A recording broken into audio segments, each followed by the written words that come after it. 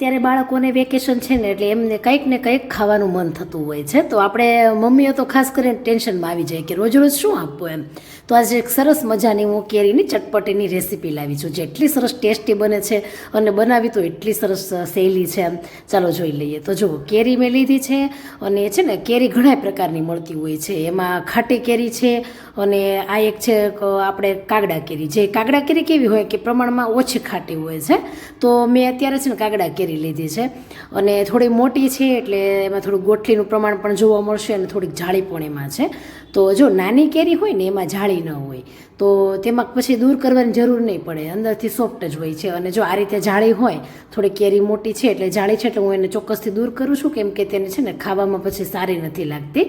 તો હવે છે ને કેરીને જો આ રીતે થોડીક ચીરીઓ કરીને પછી મેં તેને આ રીતે થોડાક મોટા ટુકડા કર્યા છે. તો આ રીતે આપણે તેને ટુકડા કરી લેવાના છે. અને ખાસ કરીને જ્યારે તમે કેરીનો યુઝ કરો ને એ પહેલાં 2-3 પાણીથી ધોઈ લેવાની, કેમ કે તેના ઉપરના ભાગમાં ચીરું હોય છે. અને હવે છે ને થોડીક કેરી મેં જો આ રીતે પતલી પતલી પણ ઝીણી ઝીણી સમારી લીધી છે સ્લાઇસ કરીને.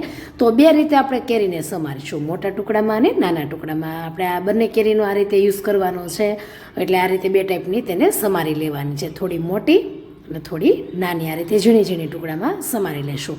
અને હવે ચાલો આપણે સરસ મજાની ચટપટી આમ બનાવી છે ને એટલે ટેસ્ટી ચટણી બનાવીશું. તો કેરીના ટુકડા 1/4 કપ છે.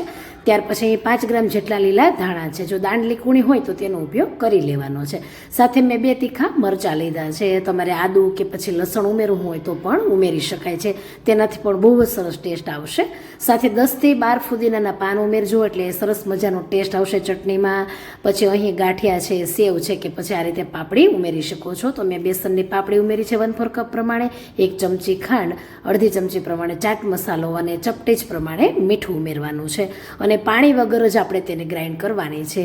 કેરીની અંદર પોતાનું જ પાણી છે, તેની સાથે જ આપણે જો આ રીતે તેને થોડી કચકચરી વાટી લેવાની છે. ત્યાર પછી મમરા છે, તો 2 કપ જેટલા મેં મમરા લીધા છે. હવે આ મમરા છે ને તેને ખાસ તમારે ચેક કરવાના. જો આ રીતે થોડાક મમરા લઈને તમે હાથમાં દબાવો તો આ રીતે ભૂકો થઈ જાય તો મમરા સારા એવા ક્રિસ્પી છે. જો નથી તો પછી તમારે થોડાક તેને તડકામાં અથવા તો ગેસ પર તમે કડાઈમાં શેકી શકો છો. હવે 3 ટેબલસ્પૂન પ્રમાણે જે ઝીણા કેરીના ટુકડા હતા તે લઈ લેશું અને 3 ટેબલસ્પૂન પ્રમાણે લઈ લેશું બાફેલા ચણા. સાથે એક નાનો કાંદો મેં ઝીણો સમાર્યો છે અને 3 ચમચી પ્રમાણે આપણે લેવાના છે શેકેલી જે શીંગ હોય, ખારી શીંગ, તેને ફોતરા કાઢીને ઉપયોગમાં લેશું. અને દાડમના દાણા 3 ટેબલસ્પૂન પ્રમાણે લેવાના છે. ત્યાર પછી 1/4 કપ પ્રમાણે આપણે લેશું ગળ્યું ચવાણું અને 1/4 કપ પ્રમાણે તીખું ચવાણું લેશું. જો થોડુંક નમકીન હશે ને તો આ ચટપટીનો ટેસ્ટ બહુ સરસ આવશે. અને અડધી ચમચી પ્રમાણે અહીં ઉમેરી દઈએ ચાટ મસાલો, જેનો ટેસ્ટ બહુ સરસ આવશે. ત્યાર પછી જે આપણે ચટણી બનાવી હતી ને તે તમારા સ્વાદ પ્રમાણે ઉમેરી શકો છો. મેં એક ચમચી છે પણ તે વધારે પડતી ભરીને લીધી છે એટલે 2 ચમચી જેટલી થાય. અને થોડીક આપણે ઉમેરી દેવાની છે નાયલોન સેવ. સેવ તો તમે કોઈ પણ જાડી ઝીણી લઈ શકો છો. અને હવે લીલા ધાણા થોડા ઉમેરી દઈએ, જેનો દેખાવ અને ટેસ્ટ બંને સરસ આવશે. હવે જુઓ, મેં છે ને પેપરની અંદર એક પ્લાસ્ટિકની કોથળી આ રીતે મૂકી છે અને તેની અંદર બધું મેં ઉમેર્યું છે. જરૂરી નથી કે જેવી રીતે હું કરું છું એવી રીતે જ કરાય. આપણે વાસણની અંદર પણ આ ચટપટીને બનાવી શકીએ છીએ. તો મેં આ રીતે છે ને પેપરની અંદર એક પ્લાસ્ટિકની કોથળી અને તેની ઉપર જ બધું ઉમેર્યું છે. અને ત્યાર પછી જો આ રીતે તેને ફોલ્ડ કરીને હવે તેને મિક્સ કરી લઈશ.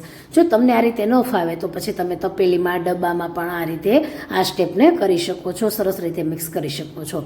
અને મેં તો અહીં ગ્રીન ચટણી ઉમેરી છે. જો તમારે ભીની અને એવી ખાવી હોય ને તો તમે આમલીની ચટણી પણ સાથે ઉમેરી શકો છો. તો તમારે સૂકી ન ખાવી હોય ચટપટી તો તમે થોડીક ભીની પણ ખાઈ શકો છો. બહુ જ ટેસ્ટમાં ખરેખર એટલી સરસ બને છે ને કે બાળકો એમ જ કહેશે કે રોજ બનાવી આપો એમ, કેમ કે ટેસ્ટ જ એટલો સરસ છે. અને છે ને સાથે જે આપણે એમાં ચણા અને બધું ઉમેર્યું છે એ બાળકો તો આમ છે ને ખાતા જ ન હોય, પરંતુ આ રીતે આપણે તેની અંદર ઉમેરી દઈએ તો હોશે હોશે ખાઈ લે.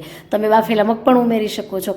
તો તમે તેને હવે સર્વ કરી લઈએ. બનાવી તો એટલી સહેલી છે ને કે એમ થાય કે ચપટી વગાડતા આપણે બનાવી લઈએ એમ. ઉપરથી થોડીક નાયલોન સેવ સાથે તેને કેરીની સ્લાઇસથી ગાર્નિશ કરીશું. અને બહુ જ ખરેખર ફ્રેન્ડ્સ એટલી સરસ બને છે, મોટાને પણ એટલી જ ભાવવાની છે. અને છે ને આ ચટપટીમાં તો પાછી મમરા વઘારવાની પણ જરૂર નથી. અને તમને ખ્યાલ હોય તો આપણે નાના હતા ને ત્યારે જ્યારે આ રીતે કાકા આપણે જઈએ રોડ ઉપર ખાવા માટે ત્યારે આ રીતે પૂઠાની ચમચીમાં આપણને ખાવા માટે આપતા. એની મજા જ કંઈક અલગ હતી. તો બાળકોને તમે પણ બનાવી દેજો. અત્યારે એમનો વેકેશનનો ટાઈમ છે, ખૂબ જ ટેસ્ટી બને છે. રેસીપીને શેર કરજો.